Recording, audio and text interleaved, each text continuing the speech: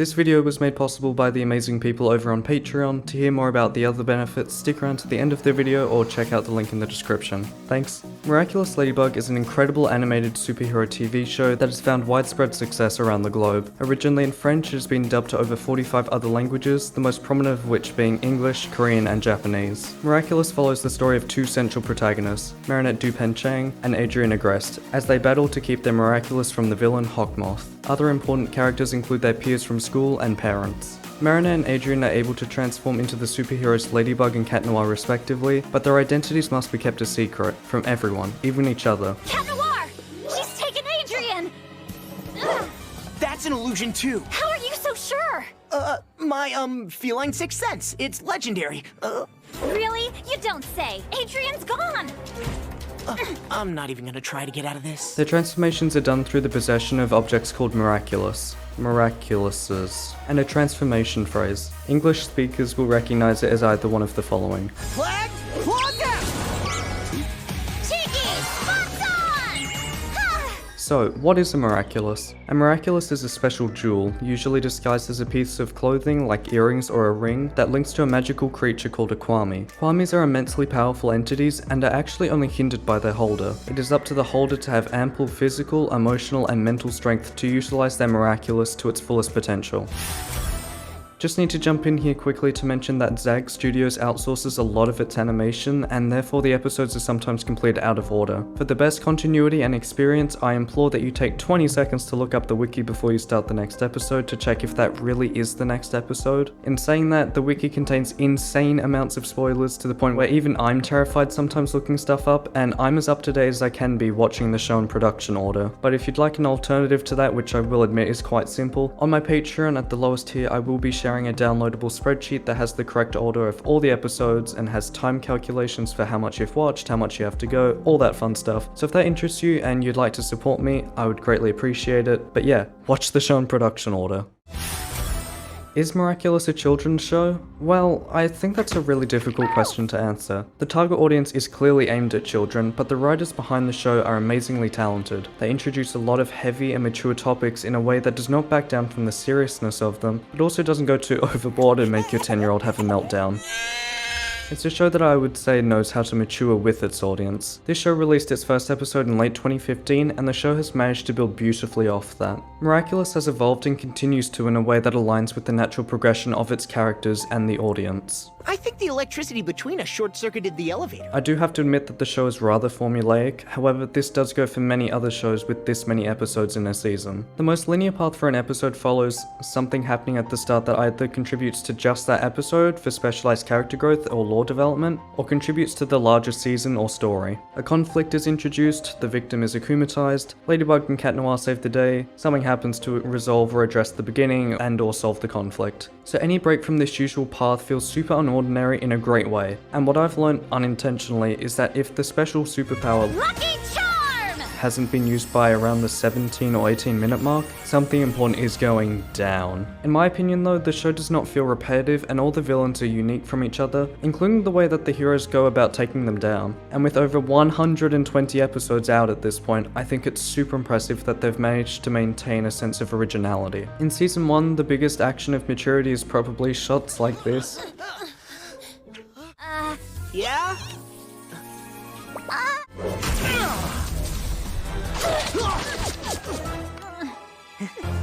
But it is worth saying that within season 1, more mature things are said which are rather deep in thought. And more importantly, I want to clarify that in later seasons, which I won't talk about because of spoilers right now, the show does dive into concepts like neglect and depression and does in fact go further in terms of maturity. This is something I'd love to go into more because I think it's done super well, so let me know if you're interested. Again though, going back to how talented the writers are, I think they truly stand by the fact that children are indeed actually quite smart. A lot of media, especially shows, think that for some reason they have to limit the complexity of their content because kids won't understand. I believe that they deserve way more credit than they receive. Children have been shown to be better critical thinkers and to challenge rigid processes by taking an out-of-the-box creative approach, and have been shown to demonstrate great emotional capabilities by not making assumptions. Why not challenge that young mind by making it enjoyable to piece together parts of a complex story? Miraculous offers amazing opportunities for growth in the world around the characters and increasingly complex storylines that follow each of them as they are put through hardships. Marina Marinette is an openly fun, charismatic, slightly clumsy girl who you're meant to just love as this character who's learning to handle the trials she's being faced with. This can be seen most prominently in how she learns to better deal with Chloe and how she manages her time between her personal and superhero life. It demonstrates a balance that needs to be learned by everyone, no matter their age. Attributes like being funny is desirable and displays confidence, but the audience also learns to dislike parts of the characters as well, and not just in Marinette. I'll talk more about this later, but just as an example for now, I draw from Chloe, in a slightly backwards way. Chloe, at a surface level, which I think is really important, is an arrogant, spoiled kid. But further down, it comes to be revealed that she does actually have some emotions, and even shows awareness for the disrespect she treats others with. This comes with growth, but also adds a third dimension to characters to be fighting an internal conflict. It means that we as the audience are able to resonate with almost every character in some way.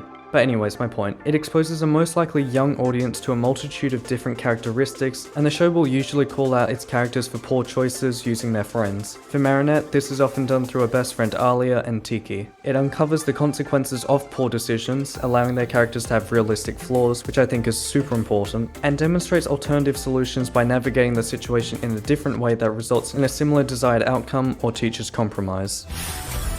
I have to commemorate Miraculous for also being able to effortlessly explain their rules of what I'd call the show's magic system. There's no long drawn out exposition of how the magic works, it's left up to the audience to interpret how it does instead. Once again, it demonstrates confidence in a young audience to be able to actually piece things together, but also in themselves with how they show it with minimal explanation. It's a perfect example of show don't tell. The transformation scene concisely communicates that these creatures, kwamis, need to be kept hidden, and are a necessary part of the transformation process. It also names them and directly links the kwamis to the miraculous the holders wear. And for Ladybug, it draws distinct attention to her weapon, the yo-yo. Marinette, or Ladybug now, demonstrates rather incredible physical ability, which I am incredibly jealous of, and we don't have to be told this, it just contrasts to what we saw earlier where she's unable to catch Manon at just around her living room. It also reinforces the idea that the public isn't meant to make the connection between our main character's usual day-to-day personas and the hero versions of them, as called out when Ladybug reaches the ice dome surrounding the merry-go-round. Where is Marinette? She hasn't forgotten about you, Manon. How did you know my name? Marinette told me. In saying this, I think it's important that we bring up the introduction of the show, which is always just a freaking joy to listen to. The intro song does include some small amounts of exposition, but the reason I bring this up after explaining the former is because you're able to work out everything that's said more explicitly in the intro in the episode just fine, and any episode at that. It just provides clearer details regarding some of the following.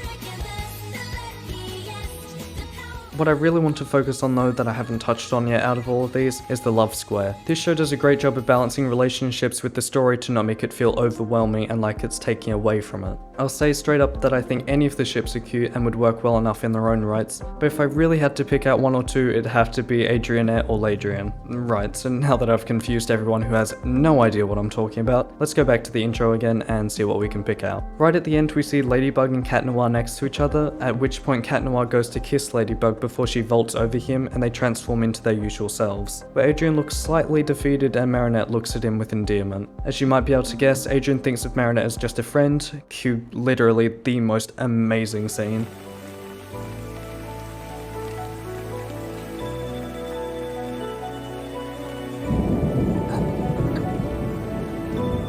So, what'd you think about Cat Noir? Was he awesome? I mean, sure, yeah, but not as awesome as you, of course. So, that's a yes?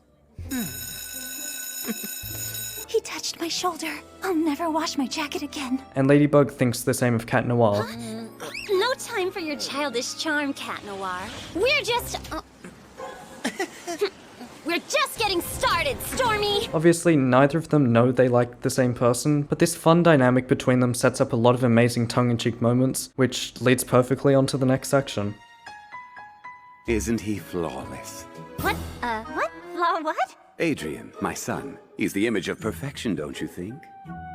Oh yes, he's perfect. Humor breaks up the intensities of battles and tense situations, which is why it is insanely important it's done correctly and the pacing is taken into account. Poor pacing in any form of writing or visual media breaks the emotion once held almost instantly, and the humor behind Miraculous contributes to it being so incredible. This is split between the writing team and also the voice actors in their delivery. Got any bright ideas, Bug? You're the cat, don't you eat these things for breakfast? A large part of humor and character writing in fictional stories as a whole is maintaining consistency. consistency, which comes down to just having a well fleshed out character and talented people. But I cannot remember a single line or joke that felt out of place for a single character, except for one part in season 3. One of my favorites is when Ladybug talks up Marinette. I need you to protect this girl instead. Her name is Marinette. Really cute, isn't she? And the inflection at the end. I cannot emphasize how talented these people are, they just know what they're doing and how it needs to be done. Now, I do have a second one, but fair warning, it's from season 2, but it doesn't contain any story spoilers, I just think it's hilarious, really. No! Don't let the ladybug get away! Going back to staying in character, another great moment that emphasizes this is when Ladrien plays on the fact that he models for his dad's fashion company. Make yourself at home. I'm gonna take a shower. Now? What can I say? It's the model in me. It is an elegantly awkward way of getting Ladrien out of his room while tying it into his life as something believable. Strange, but still. And better yet, it sets up this magical gem a few minutes later. Ladrien? Yeah? Too dangerous. To leave. Can I put on my clothes first? Sure, if you must. I mean, of course you can. As funny as this is, this links back to what I was saying about characters having flaws. This is very evidently one of them, and the writers are self-aware in how they're making the audience uncomfortable. In the Mr. Pigeon episode, there is a point where Cat Noir is going to transform back shortly. The balance of Mère Bourgeois and his rather dramatized panic, which is currently not a priority in the slightest compared to Adrian's identity being revealed, and the reasonably calm mind-losing that's going on which he is completely oblivious to, is spectacular. And Ladybug's smirk here, I love it. And because of the service at the hotel being so good, and Cat Noir being who he is, almost immediately after he responds to the butler and slams the door, he knocks again, and it builds up this moment which would have been rather boring with them just bringing Camembert to Cat Noir, but instead turned into something really fun. Excuse me, sorry, emergency! How do you like your camembert? Runny! Unpasteurized camembert matured for 2 years. Thanks!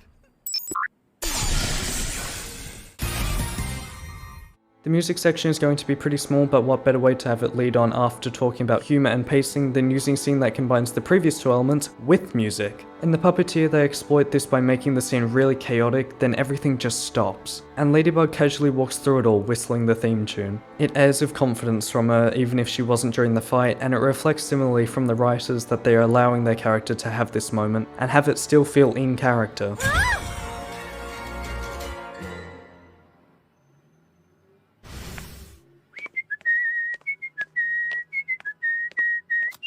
One thing I think they do really well with is taking opportunities when they arise, or creating those opportunities. They aren't afraid to experiment a little bit and push the characters past the limits of what we thought was possible from them. One of my greatest peeves for shows and movies is another character coming in to ruin a romantic moment between two others, and I'm so happy to say that in the second Origins episode they don't fall into this. Anyone who's seen the show knows exactly what I'm talking about, and if you don't, maybe this little bit of music will jog your memory.